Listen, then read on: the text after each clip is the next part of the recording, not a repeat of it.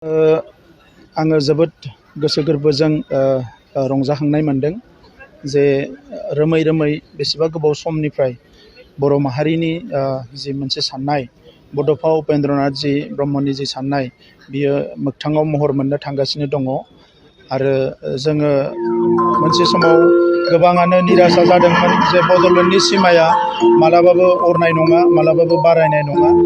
दा बेखौनो लानानै गोबां समाव गोबां सुबुंफोरा बायदिसिना खोथा बुंनायखौ जागायदोंमोन।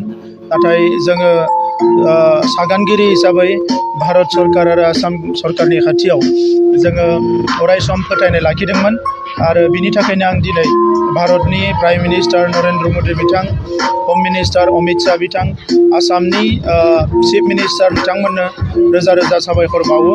बर'नि रोजा रोजा मुंख्लंफोरनि जिउ आरो थैनि बेसेनखौ जोङो मोननो थांगासिनो दङ आरो दिनै चिफ मिनिस्टार बिथाङा जिखिनि गामि फोसावबाय बिनि उनाव आरोबाव रोजा रोजा गामि दङ जिफोर लासैनो बड'लेण्डआव हाबगोन आरो बिनि उनाव बड'लेण्डनि सिमाया जोंहा सानजा फारसे जोङो अरगोन आरो गहपुर ओनसोलनिफ्राय 500निख्रुइ बांसिन सुबुङा बड'लेण्ड सोमावसारनायाव जिउ गारनो गोनां जादोंमोन। दिनै बिथांमोना मोनसे थार बिजिरनाय मोननो थांगासिनो दङ आरो बिनिख्रुइ गोग्गाथावना आरो रंजाथावना बाथ्रा जेबो जानो हाया। बेनिखायनो जाय बिथांमोना गोदो गोदायनिफ्राय बड'लेण्ड सोमावसारनायाव बिबान लाबोबाय, एबसुनि, एनडिएफबिनि, बिएलटिनि बयखौबो आं साबायखर बावो। बर' रायजो राजाफोरखौ साबायखर बावो।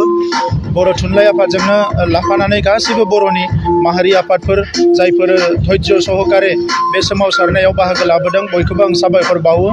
बर' फिसाफोरनिसिम आं साबायखर बावो आरो बिसेसके मुंख्लं नखरफोर जायफोरानोखि सोमावसारनायनि मुङाव जथेस्थ' खस्थ' मोननांदो बिथांमोननिसिमबो आङो गोसो गोरबोनि गोथौ दुखु मोननाय आरो बिथांमोननिसिम आंनि खुलुमनायखौ आं बावहरो। बर' हारिनि गेरेमसा बर' हारि दानायनि जि एजेन्डा बियो सोलिगासिनो दङ। दा नैबे समाव बेनिखायनो रावबो हताश जानो नाङा, नार्भास जानो नाङा आरो गोसोखौ हमथानांगोन आरो एनि जायखिजाया समावनो एना एनि साननायफोरखौ बन्द' खालामनांगौ। राजखान्थिखौ खालामनो जोंहा गोबां सम दङ, नाथाय हारि दानायनि हाबाफारिखौ जों जागायनांगोन। मुलुगनि मानसिफ्रा जोबोद दावगालांबाय, जोङो नैबे समाव हारिनि थाखाय जों खौसे गसंनांगोन।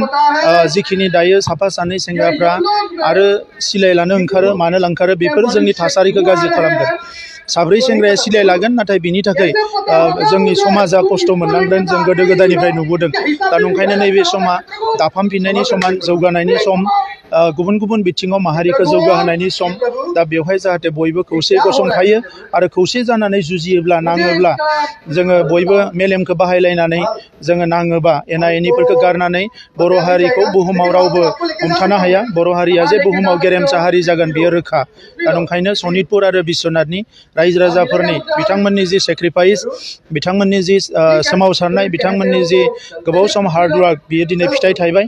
बेनि थाखाय आङो बिथांमोननिसिम रंजानायखौ फोरमायहरदों आरो लोगोसे आसामनि गिबि चिफ मिनिस्टार आरो गासैबो मिनिस्टारफोरनिसिम आं रोजा रोजा साबायखर बावदों। जोंनि मन्त्रि इउजि ब्रह्म, जोंनि एमपि रोंगोरा नार्जारि, जोंनि डिपुटि चिफ गबिन्द बसुमतारी, गासैनिसिमबो आङो साबायखर बावदों। एबसुनि आफादगिरि आथिखालनि दिपेन बर', नेहाथारि खनिन बसुमतारी आरो बिथांमोना जोबोद धैर्य हमनानै सरकारजों रायलायै बेफोर दफाफोरखौ मोनसे मोनसे सुफुंगासिनो दङ। दा बिनि थाखायबो आं बिथांमोननिसिमबो साबायखर बावो। गाबोन होग्रोगोन, बिनि उनाव स्क्रुटिनि जाबाय थादों। जेलानो स्क्रुटिनि जागोन जोङो बेखौ होलांबाय थागोन। खारन जिखिनि मार्टियार दङ बयबो बिथांमोना जे अनसुंथाइ बेखौ मोननांगोन।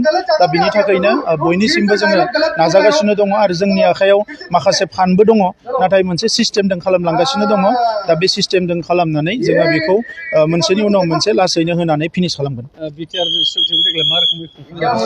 बिटिआर गोरोबथाखौ जोङो बारा बेबायदि पाब्लिक मिटिं खालामनानै खुंनो सानाखै, खारन फैगोन मासाव जोंनियाव जोंनि नखर मन्थ्रि फैनायनि खोथा दङ।